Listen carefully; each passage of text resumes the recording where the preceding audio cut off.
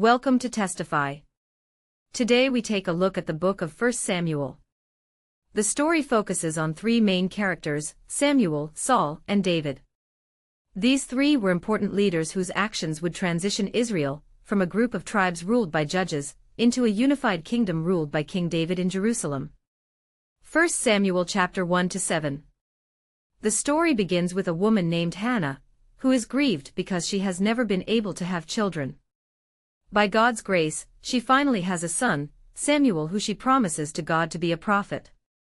Hannah's son Samuel grows up to become a great prophet, under the training of Eli, and became a leader for the people of Israel, as the Philistines rise to power as their enemy. In a crucial battle against the Philistines, the Israelites become arrogant, and rather than praying, they bring out the Ark of the Covenant as a trophy that will grant them victory in battle. Because of their pridefulness and presumption, God allows Israel to lose the battle, and the ark is stolen. The Philistines take the ark and place it in the temple of their god, Dagon. The following morning the Philistines find their idol god in pieces in their temple. The God of Israel responds by thoroughly defeating the Philistines and their idols without an army by sending plagues on them. As a result, the Philistines send the ark back to Israel. The point is clear: God is not Israel's trophy, and he opposes pride among both the Philistines and the Israelites. Israel is to remain humble and obedient if they want to experience his covenant blessing. 1 Samuel chapter 8-31. The Israelites go to Samuel and demand a king, just like all the other nations have. Samuel is rightfully angry at this, and he goes to consult God, who responds by saying that, though their motivations are wrong, if it is a king they want, it will be a king they get. From there we are introduced to Saul. The now aging Samuel confronts both Saul and Israel. He had warned the people that they would only benefit from a king who was humble and faithful to God, or else their kings would bring ruin.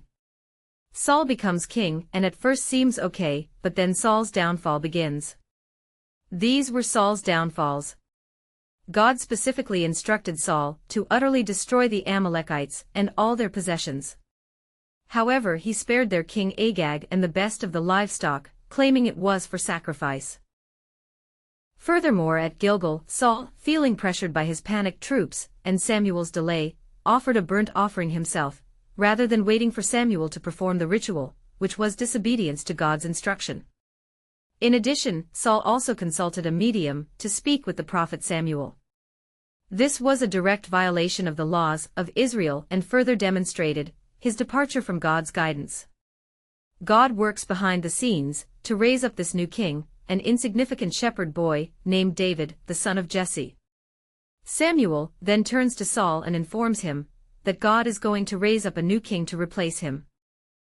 Saul slowly descends into madness, while David rises to power. In a battle against the Philistines, David defeats the giant Goliath with just one stone and a sling. David works for Saul as a general, winning all his battles and gaining all the fame. Saul quickly becomes jealous and starts hunting David down in order to kill him.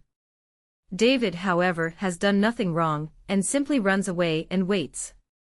This shows his true character. Despite multiple opportunities to kill Saul, David does not. Instead, he trusts that despite Saul's evil, God will raise up a king for his people. Saul and his 3 sons die on Mount Gilboa during a battle against the Philistines. He falls on his own sword, after being wounded by Philistine archers. His armor-bearer also dies by his own sword after Saul's death. And that brings us to the end of the book of 1 Samuel. Share these videos out to uplift the word of God. Thanks.